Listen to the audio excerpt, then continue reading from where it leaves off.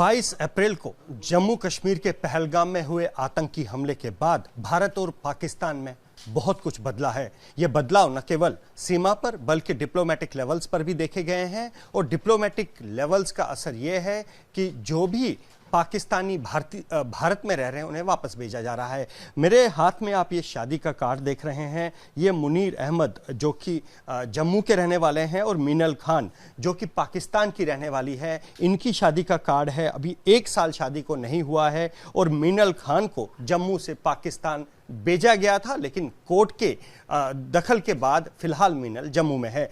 बड़ी इंटरेस्टिंग सी कहानी है, लव स्टोरी है और 1 साल भी नहीं हुआ है इस कहानी को। हमारे साथ खुद मुनीर साहब हैं। मुनीर साहब सीआरपीएफ में है, हालांकि इन्हें बर्खास्त कर दिया गया है।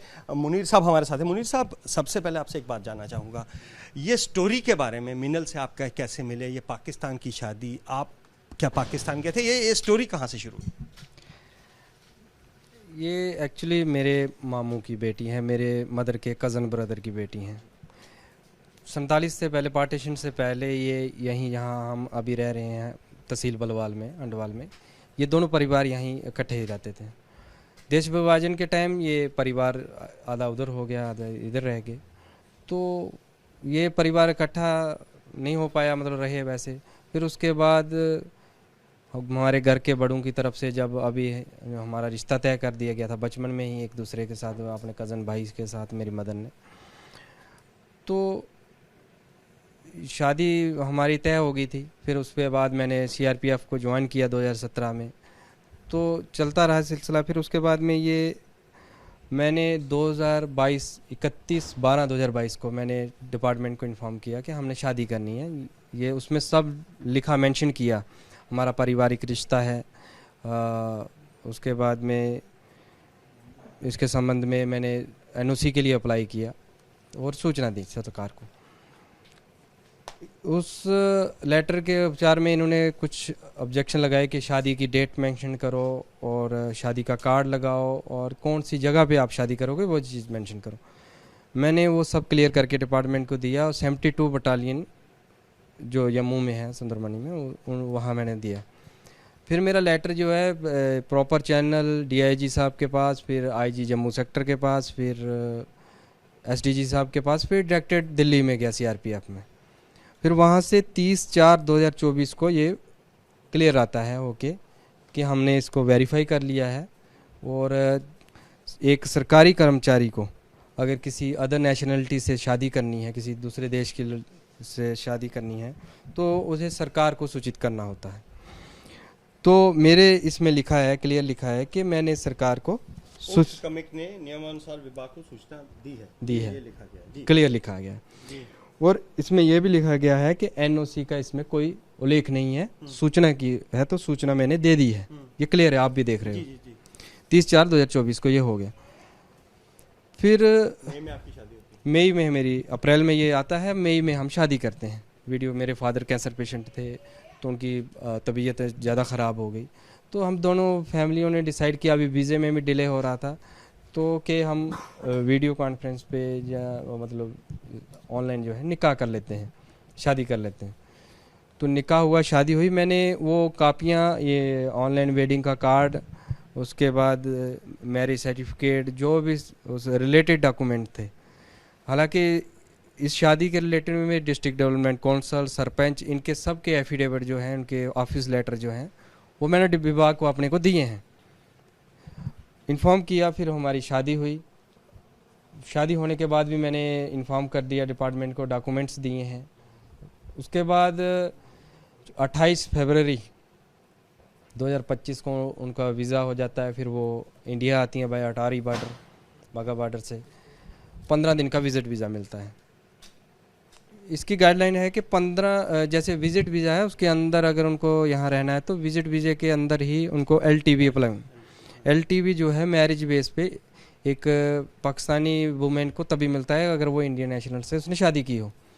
हमने वो अप्लाई किया और 4 मार्च को हमने अप्लाई किया और 13 मार्च तक उसकी सारी ऑफिशियल कार्रवाई हुई, फील्ड वेरिफिकेशनें हुई, कंप्लीट हुआ। और 13 मार्च को हमारा इंटरव्यू होता है फारूक के पास, तो पॉजिटिव रिस्पांस के साथ वो एमएचए को रेफ़र कर दिया जाता है फाइनल अप्रूवल के लिए ये उसकी कॉपी है, जी ये जी 13 मार्च 2025, और ये रेफर किया जाता है हाई अथॉरिटी को अप्रूवल के लिए। मैंने इसकी कापियाँ भी डिपार्टमेंट को दी हैं, 41 बटालियन में अभी दी हैं। और उसके बाद मैंने एक डीजी साहब के इंटरव्यू के लिए भी लिखा था, मैं दोबारा जम्मू पोस्टिंग के लिए कि मुझे ऑफिशियल अभी काम है अपनी वाइफ की। उसमें मैंने शादी का ही मेंशन किया है कि मैंने शादी की है, डिपार्टमेंट को इन्फॉर्म करके की है, अभी इनकी एलटीबी का प्रोसेस चल रहा है, तो मैं दूर से नहीं एफर्ट कर पाता। तो वो अभी इंटरव्यू की एप्लीकेशन मेरी अंडर प्रोसेस में चल रही है ऑफिशियली तौर पे।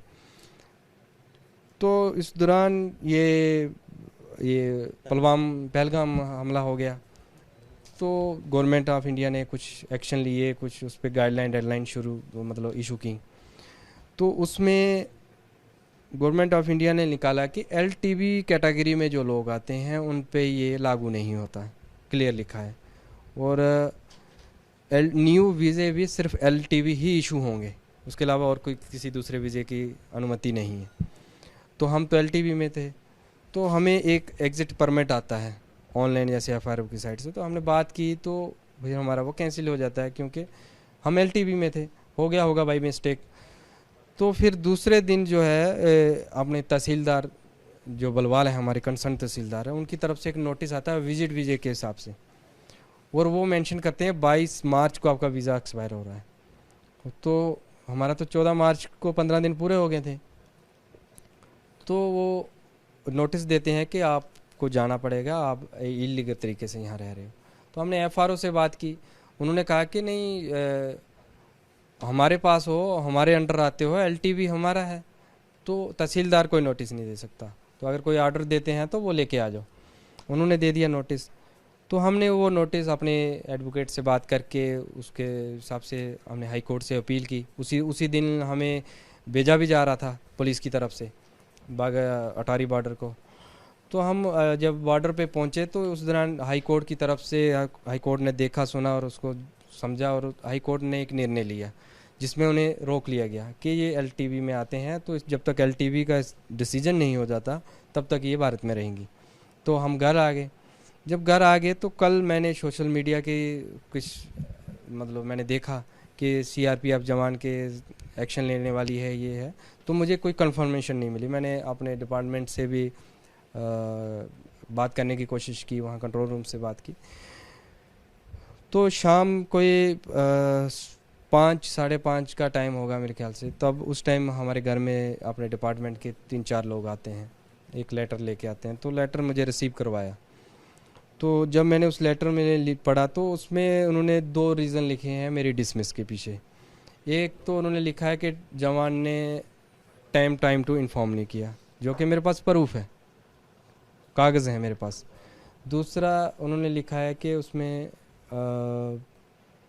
निकाह शादी के लिए नहीं बताया, तो निकाह के लिए बताया। निकाह ही तो शादी होती है, हैं? निकाह वही तो शादी है। फर्स्ट पैरे में उन्होंने ये मेंशन किया। तो ये रूल के खिलाफ है, ये सिक्योरिटी के बारे में कुछ ऐसे लिख के भाई मुन्नी साहब, वही मैं आपको उसमें एक बड़ा इंटरेस्टिंग ये है कि दूसरे पड़ोसी, आपको पता पाकिस्तान से इस समय कैसे रिश्ते हैं, तो वहाँ के नेशनल का यहाँ रहना खतरा है। तो आपको जो डिसमिसल किया गया है, तो आपको जो कोई वाजिब वजह लगती है या आप इसके खिलाफ रेट करेंगे? नहीं, मैं इसके खिलाफ कोर्ट में ज़रूर जाऊंगा। ये तो जो कानून कहता है, जो रूल्स कहते हैं, और आपके सामने है ये सब चीज़ें, और डिपार्टमेंट इस चीज़ को मान भी रहा है कि सूचित कर दिया गया है, तो हम पूरे रूल रेगुलेशन को फॉलो करके फिर इस तरह का डिसमिसल ऑर्डर आप कैसे देखते हैं? जल्दबाजी में क्या देखते हैं? इस चीज़ का जवाब डिपार्टमेंट ही बेहतर दे सकता है, मैं तो नहीं दे सकता। मैं इस चीज़ से हैरान हूँ कि मेरे हाथ में ये क्या थमा गया। और जब इस तरह का ऑर्डर आपके आता है तो ऑब्वियसली जो आपकी बेगम है वो भी थोड़ी सी नहीं, वो पहले एलटीबी की वजह से जब अचानक से ऐसे होना, वो तब भी परेशान थी। आपने देखा होगा कि हम दोनों परेशान थे। तो अभी ये सब होना, अब एक मातम का माहौल बन गया घर। तो मैं यही होम मिनिस्टर साहब से, प्राइम मिनिस्टर साहब से अपील करना चाहता हूँ कि एक जवान हूँ मैं देश का, मैं सेवा कर रहा हूँ। मैंने छत्तीसगढ़ में सेवा दी है, मैंने बिहार में सेवा दी है, अब जम्मू कश्मीर में 2-2.5 साल मैं यहाँ रहा हूँ, अभी भोपाल में, मध्य प्रदेश में। तो जब मैं ही प्रॉपर चैनल चल रहा हूँ, मैंने प्रॉपर फॉलो किया हर चीज़ को, तो फिर मेरे साथ ऐसे अचानक क्यों हो रहा है? जो गवर्नमेंट का ऑर्डर है एलटीवी वाले नहीं, उन पे ये लागू नहीं होगा। मैरिज बेस पे एलटीवी मिलता है। पाकिस्तानी मुस्लिम में एलटीवी सिर्फ उसी को मिलता है जिसने यहाँ शादी की हो। तो हम उसमें क्लियर फॉलो करते हैं और हमने अप्लाई भी किया हुआ, आपको दिखा भी दिया कि वो प्रोसेस में। मुनीर साहब, ये जो हुआ पहलगाम में, आप उसको कैसे देखते हैं बतौर हिंदुस्तानी, बतौर एक जवान और बतौर एक ऐसा पति जिसने पाकिस्तान में? उसको कोई भी बर्दाश्त नहीं करेगा। वो कोई इंसानियत नहीं है। वो उस चीज़ की हर इंसान निंदा करता है और हम भी करते हैं और उसकी मजम्मत करते हैं। हम उस पर एक्शन हुआ है, मैं तो कहूँगा और सख्त एक्शन उन पे होना चाहिए। ऐसे लोगों पे उनको ढूंढ के उनको ऐसी सज़ा देनी चाहिए ताकि आने वाले फ्यूचर में भी लोगों को इस चीज़ से इबरत मिले, सबक मिले कि ऐसा नहीं होना चाहिए।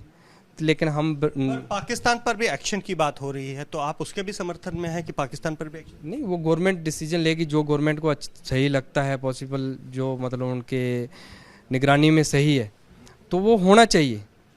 कि बार बार ऐसे हमारे निर्दोष लोग मारे जाते हैं। देश जो है, जवान भी शहीद होते हैं। आपको पता है कि छत्तीसगढ़ में या कश्मीर में कितने जवान हमारे शहीद होते हैं। तो मैं एक सोल्जर होने के नाते आप समझ सकते हैं कि मेरे अंदर कितना इस चीज़ का दर्द। पूरा देश कह रहा है कि पाकिस्तान से बदला लिया जाना चाहिए, पाकिस्तान पर एक इस बार प्रहार होना चाहिए, तो आप भी डिमांड? ज़रूर, उसमें प्रधानमंत्री जी उस पर ज़रूर, मुझे उम्मीद भी है। आपको मौका मिलता, आप भी एक्शन करते हैं? ज़रूर, क्यों नहीं, हम पीछे क्यों होते। एक चीज़ मुझे बताइए सर, अब एक आखिरी सवाल आपसे करूंगा। इस सब सारे घटनाक्रम में जो है, जो 22 तारीख के बाद हुआ, आपकी पत्नी का क्या हाल है, सिर्फ वो जानना चाहता हूँ। वो तो आप उस दिन सोच सकते हो कि उस दिन ये हाल था तो आज तक क्या हो गया होगा। तो वो वापस जाना चाहती हैं? नहीं, वो उन्होंने तो यहाँ तक कह दिया कि मेरे पासपोर्ट पे ऐसी स्टैंप लगा दो कि हम पूरी ज़िंदगी ना जा सकें, लेकिन हमें इलादा ना किया जाए। हम एक मियाँ बीवी हैं, हस्बैंड वाइफ हैं, हमें इलादा ना किया जाए। गवर्नमेंट से ये अपील करते हैं कि हमें क्यों जुदा किया जा रहा है। वो जाना चाहती? नहीं, वो बिल्कुल नहीं यहाँ से जाना चाहती। आपके साथ रहना? अरे मेरे साथ रहना चाहती हूँ।